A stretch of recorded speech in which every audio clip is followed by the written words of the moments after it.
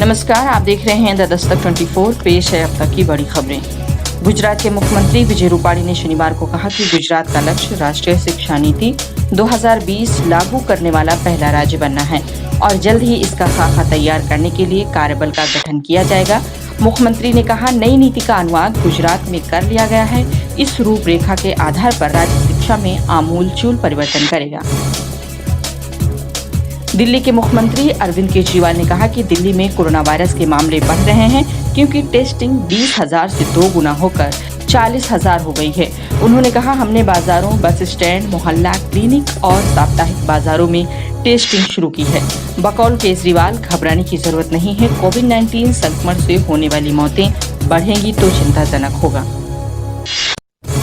Bengaluru drugs racket मामले में गिरफ्तार कन्नड़ अभिनेत्री रागिनी द्विवेदी समेत 12 लोगों के खिलाफ पुलिस की केंद्रीय अपराध रोधी शाखा ने आपराधिक षड्यंत्र समेत कई धाराओं में एफआईआर दर्ज की है। 7 घंटे की पूछताछ के बाद रागिनी को गिरफ्तार किया गया था। गौरतलब है कि मारिजुआना से भरा ट्रक जब्त होने के बाद मामले की जांच शुरू हुई थी। कांग्रेस नेता पी चिदम्बरम ने कहा, पीएम मोदी ने वादा किया था कि हम 21 दिनों में कोविड-19 को हरा देंगे। मोदी जी को बताना चाहिए भारत क्यों असफल रहा। सितंबर के अंत तक कोविड-19 मरीजों की संख्या 65 लाख तक हो सकती है। वहीं उन्होंने कहा, वित्त मंत्रालय के पास पहली तिमाही में जीडीपी की अभूतपूर्व नकारात्मक वृद्धि के लिए स्पष्टीकरण का एक भी शब्द नहीं है।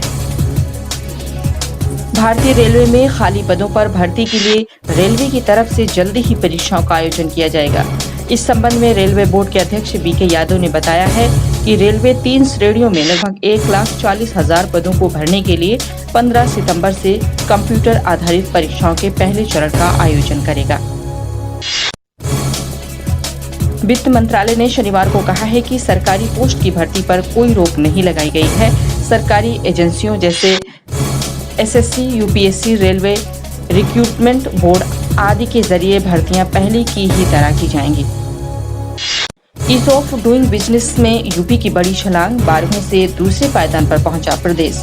केंद्र सरकार ने शनिवार को रैंकिंग जारी की है, जिसके मुताबिक पहले स्थान पर आंध्र प्रदेश है। बता दें, घरेलू व वैश्विक निवेशकों को आकर्षित करने के लिए केंद्र सरकार प्रत्येक साल ease of doing business ranking जारी करती है। चुनाव से पहले नीतीश कुमार ने चला दलित कार्ड, SC/ST की हुई हत्या तो परिजन को मिलेगी नौकरी। सीएम नीतीश ने अफसरों से कहा है कि तत्काल इसके लिए नियम बनाएं ताकि पीड़ित परिवार को लाभ दिया जा सके। कोरोना ने बढ़ाई आर्थिक दिक्कत, गहलोत सरकार ने निकाली पैसे बचाने की जुगत। पैसा इकट्ठा करने के लिए राजस्थान सरकार ने राज्य में किसी भी तरह के नए वाहन और कोई भी नए उपकरण की खरीद पर रोक लगा दी है। यही नहीं, राज्य में अगले आदेश तक कोई भी नए दफ्तर नहीं बनाए जाएंगे। सभी तरह के सेमिनार ऑनलाइन होंगे और किसी भी तरह का कोई राजकीय भोज आयोजित नहीं किया जाएगा। भारत के रणनीतिक जवाब से चीनी सेना हैरान, ठंड और बर्फबारी में चीनी सेना का टिकना मुश्किल। उसने उन स्थानों पर कब्जा किया है जहां पर आने वाले ठंड और बर्फबारी के मौसम में टिक पाना बहुत मुश्किल होगा। ये बात यूरोप के think tank European foundation for south Asian studies ने कही है।